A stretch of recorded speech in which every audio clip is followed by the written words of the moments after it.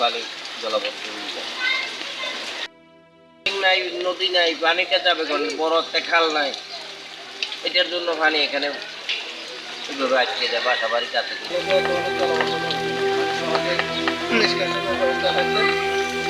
বৃষ্টি হোক, পানি নিষ্কাশনের ব্যবস্থা থাকলে পানিগুলো অল্প বৃষ্টিতে আমাদের জলাবদ্ধতা।